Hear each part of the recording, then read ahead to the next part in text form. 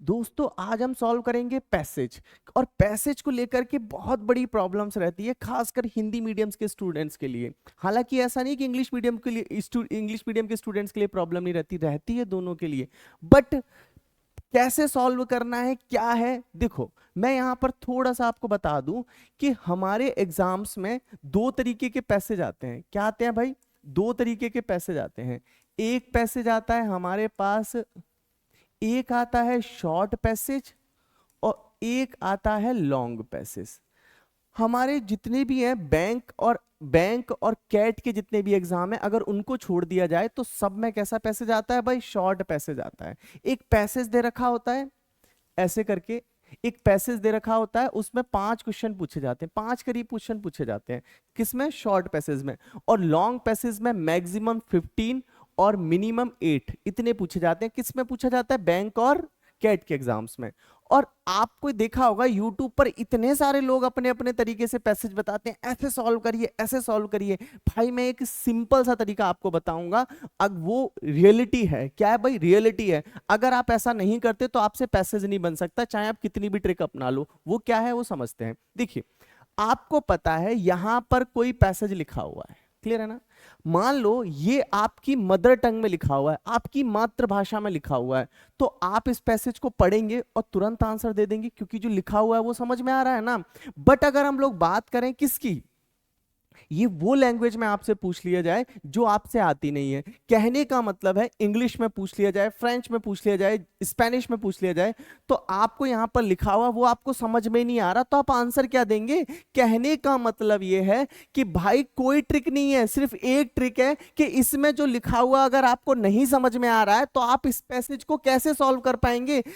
यहां पर मैं बात करूं, अगर ये जो लिखा हुआ है आपको नहीं समझ में आ रहा तो आप पैसेज कैसे सॉल्व कर पाएंगे? तो सबसे पहले अच्छा तरीका है कि आप रीडिंग करिए। रीडिंग कैसे करें? तो प्लीज मैंने कई तरीके से बता रखा है कि रीडिंग कैसे करना है। रीडिंग करना शुरू करिए और इंग्लिश को इंग्लिश में समझने की कोशिश करिए। एक पहले मैं बोलता हूं ना कि कुछ लोग को बोलता हूं कि भाई इसमें से पढ़िए, इसमें से पढ़िए, हमारे घर पर रोज आता है न्यूज़पेपर। क्या आता है? न्यूज़पेपर। और न्यूज़पेपर की जो लैंग्वेज होती है वो हमारे एग्जाम से मिलती जुलती रहती है। तो क्या करना है, एक पैराग्राफ जो होता है ना उसे बड़ी डीपली पढ़ो, बड़े अच्छे से पढ़ो, बाकी न्यूज़पेपर को जल्दी जल्दी पढ़ो। खासकर न्यूज़पेपर की स्टोरी क्या होती है हमें पता रहती है, तो इसलिए हमें समझ में भी आ जाती हैं। और उसके अलावा क्या करना है आपको भाई? पढ़ना जरूर है, रीड जरूर करना है। और पैसेज 1 से 2 पैसेज हमें सॉल्व करने हैं, किसी की गाइडेंस में करने हैं, जिससे क्या होगा कि हमारी प्रैक्टिस बन जाएगी। आपको पता नहीं चलेगा, 1-1.5 महीने में आपको चीजें समझ में आने लगेंगी। बट अगर आप ऐसा नहीं कर रहे हो तो आपसे नहीं बनेगा।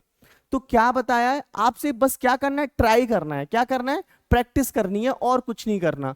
नहीं तो कोई ट्रिक नहीं है, जब तक आपको उसमें लिखा हुआ वो समझ में नहीं आ रहा तब तक आपसे ये पैसेज नहीं बनेगा। अब बात करते हैं इंग्लिश मीडियम वाले बच्चों की।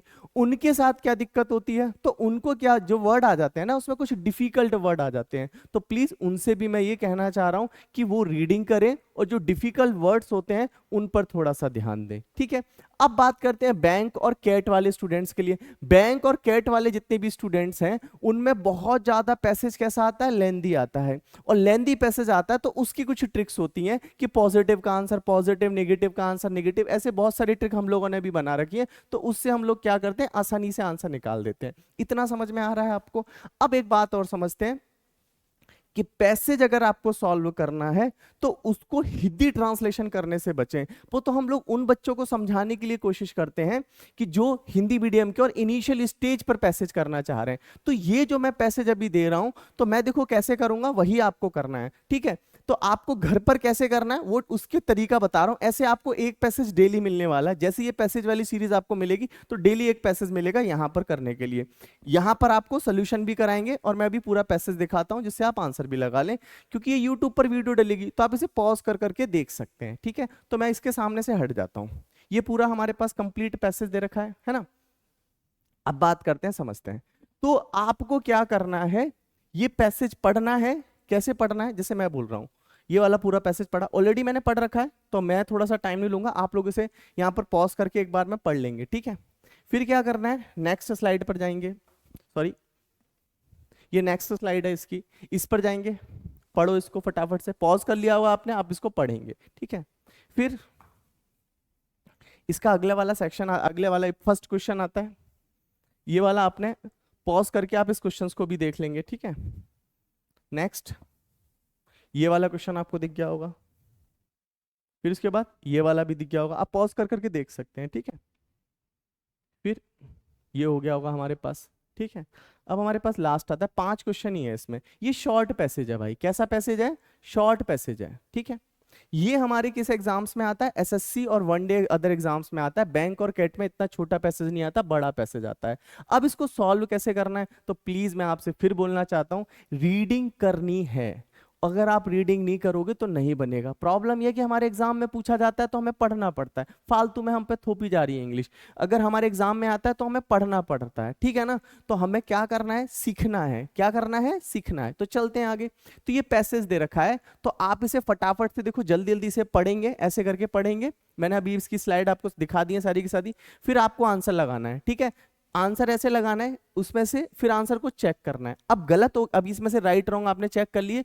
अब क्या करना है? इस पैसेज को बड़ी डीपली पढ़ना है, जैसे मैं पढ़ाने वाला हूं। कैसे पढ़ना है?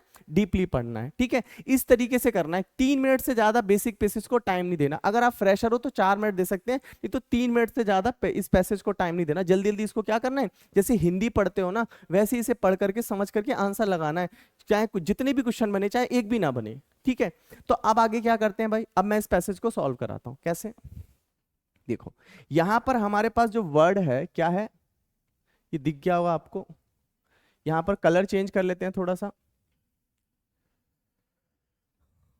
ये ले लेते हैं, पढ़ते हैं। देखो क्या लिखा हुआ है भाई? The question of race. यहां पर कुछ रेस का मतलब क्या होता है आपको पता है? एक तो यहां पर जो रेस वर्ड आता है, इस एक रेस का मतलब तो दौड़ होता है। क्या होता है? दौड़। और एक रेस का मतलब होता है नस्ल, किस्म, टाइप। क्या होता है?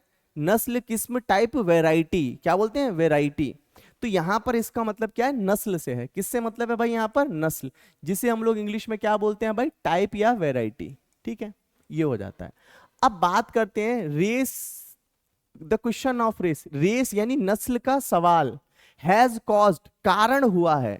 नस्ल का सवाल, कॉज्ड का मतलब कारण हुआ है। ब्लड बाथ, ब्लड बाथ का मतलब होता है खून खराबा। किसका कारण हुआ है भाई? खून खराबे का। कहने का मतलब है नस्लवाद का जो सवाल है वो कारण हुआ है किसका? खून खराबे का। थ्रू आउट, थ्रू आउट का मतलब होता है पूरी की पूरी, पूरी की पूरी। किसमें भाई? हिस्ट्री में। पूरी की पूरी हिस्ट्री में जब भी नस्ल की बात हुई है, नस्लवाद की बात हुई है, रेसिज्म की बात हुई है, कास्टिज्म की बात हुई है, तो वहां पर क्या हुआ है? खून खराबा हुआ है। हमारे इंडिया में भी देखते रहते हो, अदर स्टेट में भी हिंदू, मुस्लिम, सिख, ईसाई, इनमें झगड़ा होता रहता है, फिर भी हमारा देश सेक्युलर कंट्री है, यहां पर सभी लोग अच्छे से रहते हैं, ठीक है। चलते हैं। Take the case of the negro. अगर हम लोग किसका केस लें भाई? निग्रो का। समझो, टेक मतलब लेना, किसका केस? निग्रो का केस लें। समझ में आया? ऐसे करना है, टेक द केस, नहीं किसका केस लें? निग्रो का। A negro is a someone, negro कोई है, विद ब्लैक स्किन, जिसकी क्या होती है भाई? साथ में तो नहीं लेके आएगा, इसका मतलब उसकी क्या होती है? Black skin. Who comes from Africa, जो कहां से आया भाई? अफ्रीका से। जो कहां से आते हैं भाई? अफ्रीका से आते हैं। समझ में आया? ऐसे करके इसको एक बार जल्दी जल्दी पढ़ने के बाद सॉल्व करना है। अब चलते हैं। It is an old fashion word. ये जो है ना, it is an old fashion word, यानी ये अब पुराना, यानी प्रचलन में नहीं लाए, अब ये पुराना हो गया है। ओल्ड फैशन का मतलब क्या है? पुराना फैशन हो गया, यानी अब ये बोला नहीं जाता। एंड इज ऑफेंसिव, और कैसा है भाई? ऑफेंसिव का मतलब होता है आक्रामक। क्या होता है भाई? आक्रामक, जिसे इंग्लिश में बोलते हैं अग्रेसिव। क्या बोलते हैं? अग्रेसिव। यानी ये क्या है भाई? इट इज एन, ये कौन सा वाला वर्ड भाई? भाई ब्लैक स्किन वाला, निग्रो। क्या बोलते हैं एक बार वापस? Take the case of negro. किसका केस ले? निग्रो का। Negro, a negro is someone with black skin. वो निग्रो उसको बोलते हैं जिसकी ब्लैक स्किन होती है, और वो कहां से आए? अफ्रीका से। और जो निग्रो वर्ड है ना, वो क्या हो गया? पुराना हो गया है, और कैसा है? आक्रामक है। इसे सुनते ही गुस्सा आती है। सम पीपल यूज टू आता है ना पास्ट हैबिट बताने के लिए। कुछ लोग यूज टू राइट, लिखा करते थे, द दैट वे, इस वे में, डेलिबरेटली। डेलिबरेटली का मतलब होता है जानबूझकर। क्या होता है भाई? जानबूझकर। कुछ लोग जानबूझकर लिखा करते थे। कौन सा word? Negro. The word niger is also very offensive. The word niger, niger word भी अगर हम लोग किसी को बोलते हैं तो ये भी कैसा है, बहुत ही ऑफेंसिव है, आक्रामक है, गुस्सा दिलाने वाला है। इतना समझ में आता है। The word was later replace, दुनिया ने बाद में रिप्लेस कर दिया भाई, क्या किया भाई, इसको क्या रिप्लेस कर दिया भाई, इस वर्ड को रिप्लेस कर दिया बाद में, क्या, कलर्ड, क्या बोला भाई, कलर्ड, जिसे हम लोग हिंदी में बोलते हैं अश्वेत, अश्वेत वर्ड का यूज करते हैं कलर्ड, ठीक है। Which gave way to black, जो देता है भाई हमें, क्या देता है भाई, ब्लैक देता है, जिसका मीन्स किससे निकलता है, क्या वे देता है, ब्लैक, और black is a colour, black एक कलर है, विद निगेटिव सजेशन, जिससे कैसे सुझाव आते हैं, नकारात्मक, कैसे सुझाव आते हैं, निगेटिव सजेशन का मतलब किससे निकलता है, कैसे सुझाव आते हैं, नकारात्मक। तो इसीलिए वी हैव एक्सप्रेशन, हमारे पास जो एक्सप्रेशन है, लाइक ब्लैक डीड, कैसे, किस तरह के हैं भाई, हमारे पास जो एक्सप्रेशन है, इनके जो भाव निकलते हैं, अगर ब्लैक किसी वर्ड में ऐड हो जाता है तो उसके जो भाव निकलते हैं वो क्या है भाई, क्या, like black deed, black deed का मतलब होता है काला धंधा, और जब भी पता है ना धंधा, डीड माने धंधा, और डीड कैसा धंधा, काला धंधा, और काला धंधा का मतलब ऑब्वियसली दिमाग में वर्ड आता है इलीगल वर्क, क्या आता है, गैर कानूनी काम, ठीक है। अब आते हैं नेक्स्ट स्लाइड पर चलते हैं। इसके बाद ब्लैक डे, बोलते हैं ना आज किसी का एक्सीडेंट हो गया, कोई खत्म हो गया तो बोलते हैं ना ब्लैक डे, बुरा दिन, तो ब्लैक डे अगर ब्लैक किसी में लग गया तो क्या हो गया, निगेटिव सजेशन है, ब्लैक डे का मतलब होता है बुरा दिन। एंड ब्लैकमेल, ब्लैकमेल तो समझते हो ना, किसी को ब्लैकमेल करना, ठीक है। सो नो वंडर, इतना आश्चर्य नहीं है, the word black to assume unfavourable meaning, कोई इसमें आश्चर्य करने वाली बात नहीं है कि जो ब्लैक वर्ड है ना वो इतना ज्यादा क्या है, अनफेवरेबल मीनिंग देता है, कैसा मीनिंग देता है, अनफेवरेबल, अनफेवरेबल का मतलब होता है बुरा, क्या होता है, बुरा, प्रतिकूल, ठीक है। Although in the 1960s the famous slogan, हालांकि, ऑल्दो का मतलब क्या होता है, हालांकि, इन, कब भाई, 1960s में, द फेमस स्लोगन क्या था भाई, मेन मतलब फेमस का मतलब प्रसिद्ध नारा क्या था, ब्लैक इज ब्यूटीफुल, जो अश्वेत हैं, काले हैं, वो क्या है, बहुत सुंदर हैं, वॉज कॉइंड, कॉइंड का मतलब सिक्का होता है, सिक्का को वर बनाया, उछाला गया, कॉइंड का मतलब किससे निकलता है, उछाला गया। And it did not help, लेकिन इसने भी कोई मदद नहीं की, यानी 1960 में एक स्लोगन आया, ब्लैक इज ब्यूटीफुल, ये किसके लिए आया, कि जो कलर्ड थे, जो ब्लैक थे, उनको प्रमोट करने के लिए, जिससे कि उनके लिए लोगों की क्या हो, ओपिनियन बदले, पर क्या हुआ, इसने भी कोई मदद नहीं की। आगे चलते हैं। The black of the United states, कहां के ब्लैक भाई, यूनाइटेड स्टेट बोले तो अमेरिका के, देयरफॉर, इसीलिए, came to called Afro American, इसीलिए अब उन्हें बोला गया, क्या बोला गया भाई, एफ्रो अमेरिकन, क्या बोला गया, Afro American. Now the political correct phase, कहने का मतलब है जो पॉलिटिकल लोग हैं वो अब क्या बोलते हैं, अफ्रीकन अमेरिकन, क्या बोलते हैं भाई उसको, अफ्रीकन अमेरिकन। आशा करता हूं आपको ये समझ में आया होगा। नेक्स्ट पर हम लोग चलते हैं, क्या है, पढ़ते हैं भाई question. What impression does the word black carry, क्या वर्ड भाई, ब्लैक कैसा वर्ड कैसा देता है भाई, बताओ, कैरी देता है, ऑल ऑफ द अब। कंटम्पलेटेड का मतलब होता है घिनौना, क्या होता है भाई, घिनौना, घिनौना समझते हो ना, बहुत ही बेकार, गंदा, वर्स्ट, ठीक है, घिनौना। निगेटिव पता है, अनफेवरेबल का मतलब होता है प्रतिकूल, क्लियर है ना, खराब, निगेटिव तो निगेटिव। अब बोलेंगे क्या आएगा, ऑल ऑफ द अबव होते पर घिनौना वर्ड नहीं है उसमें, कंटम्पलेटिव वाला नहीं है, तो इसीलिए इनमें से हम लोग बेस्ट आंसर लगाएंगे तो कौन सा लगाएंगे, निगेटिव। कैसा सजेशन देता है वो, निगेटिव देता है, ठीक है। अगर यहां पर कंटेम्पलेटिव की जगह कोई और वर्ड होता निगेटिव तो हम ऑल ऑफ द अबव लगाते, अनफेवरेबल भी है, निगेटिव भी है, पर कंटेम्पलेटेड नहीं है, तो इसलिए इन सब में बेस्ट कौन सा होगा, निगेटिव, तो आंसर कौन सा लगाएंगे हम लोग, निगेटिव लगाएंगे। समझ में आया, आपने आंसर लगाया होगा। नेक्स्ट स्लाइड पर चलते हैं, पढ़िए। Which word is old fashion and offensive, बताइए भाई कौन सा वाला हो गया है, अफ्रीका हो गया है, निग्रो हो गया है, स्किन हो गया है, ब्लैक हो गया, अभी अभी हमने पढ़ा था, कौन सा हो गया है, निग्रो हो गया है। निग्रो को अब हम लोग क्या है, अब बोला नहीं जाता, ये ओल्ड फैशन हो गया है, ठीक है। अगला वाला आता है, give the synonyms of offensive. Offensive का मतलब होता है आक्रामक, जिसका सिनोनियम्स होता है अग्रेसिव। पढ़ते हैं भाई, अग्रेसिव का मतलब भी क्या होता है भाई, आक्रामक, तो आपको समझ में आया होगा, ये इसका सिनोनियम्स हो सकता है। सिंपैथेटिक का मतलब क्या होता है भाई? दयालु। क्या होता है भाई? दयालु, जिसे हम लोग बोलते हैं इंग्लिश में काइंड। क्या बोलते हैं? काइंड।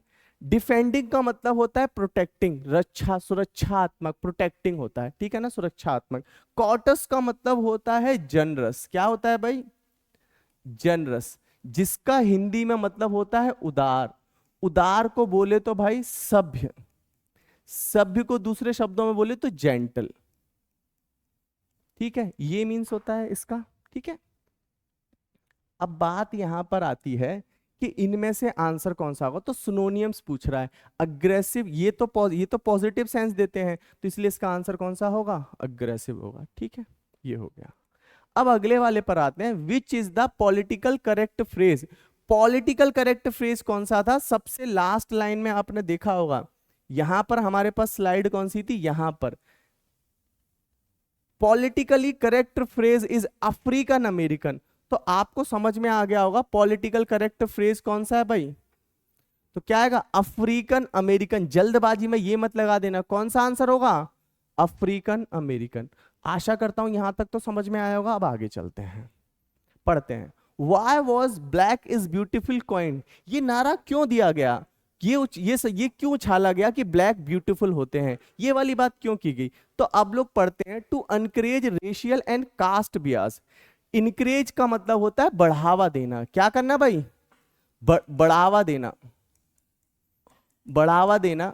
रेशियल का मतलब होता है नस्लवाद। क्या होता है भाई? नस्लवाद। कास्ट का मतलब होता है जाति, और बियास का मतलब होता है भेदभाव।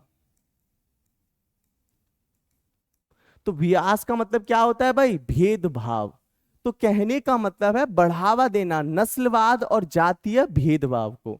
क्या ऐसा था? ना, इसे तो कम करना था। तो हमारा पहला वाला आंसर नहीं होगा। दूसरा वाला पढ़ते हैं, to discourage negro slavery system. Discourage का मतलब होता है कम करना। निग्रो का मतलब तो आप जानते हो ना, जो ब्लैक होते हैं उनको निग्रो बोला जाता है। स्लेवरी का मतलब होता है गुलामी। क्या होता है? गुलामी। और सिस्टम का मतलब होता है प्रणाली। तो क्या करना, जो वहां पर गुलामी वाली जो प्रणाली थी उसे कम करना है। ऐसी बात पैसेज में कहीं नहीं कही गई है, इसीलिए मैं इसका आंसर ये नहीं लगाऊंगा। तो ये वाली बात भी गलत हो गई। टू कॉम्बैक्ट, लड़ना। क्या करना भाई? लड़ना। कॉम्बैक्ट का मतलब क्या होता है? लड़ना। टू फाइट, लड़ने का मतलब ये नहीं हाथापाई करना, किसी चीज के लिए लड़ना। द प्रिजुडाइज, प्रिजुडाइज का मतलब होता है पक्षपात। क्या होता है भाई? पक्षपात, जिसे हम लोग दूसरे शब्दों में भेदभाव भी बोलते हैं। क्या बोलते हैं? भेदभाव, डिस्क्रिमिनेशन। यानी लड़ना, पक्षपात की जो फीलिंग थी किसके खिलाफ? ब्लैक के खिलाफ। जो ब्लैक थे, जो निग्रो थे, जो नाइजर थे, उनके खिलाफ जो कैसी फीलिंग थी? पक्षपात वाली, भेदभाव वाली, उससे लड़ना। ये आंसर हो सकता है। टू एनहेंस, एनहेंस का मतलब होता है बढ़ाना। क्या करना भाई? बढ़ाना। क्या बढ़ाना भाई? देखो मेरी हिंदी गलत हो सकती है।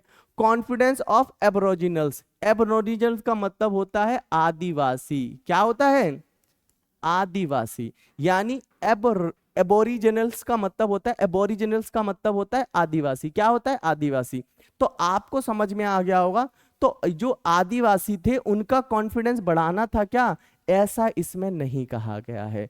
तो आपको समझ में आ गया होगा कि यानी ये वाला भी आंसर नहीं होगा, क्योंकि आदिवासी की उसमें कहीं भी बात नहीं की गई है। तो कौन सा वाला सही होगा भाई? हमारा सी सही होगा। जो क्या था? ब्लैक के खिलाफ जो कैसी फीलिंग थी? पक्षपात वाली, डिस्क्रिमिनेशन वाली, भेदभाव वाली, उससे लड़ना था।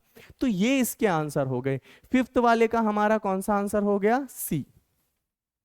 ऐसे ही फोर्थ वाले का बी हो गया। आप लोग आंसर देखिएगा। थर्ड वाले का ए हो गया, और हमारा सेकंड वाले का बी हो गया, फर्स्ट वाले का हमारा सी हो गया। तो प्लीज जो मैंने आपको स्ट्रेटेजी बनाई है उसे फॉलो करिएगा। ऐसे आपको डेली एक पैसेज मिलेगा जिससे आप प्रैक्टिस कर सको। मिलते हैं नेक्स्ट वीडियो में नेक्स्ट पैसेज के साथ। धन्यवाद, थैंक यू।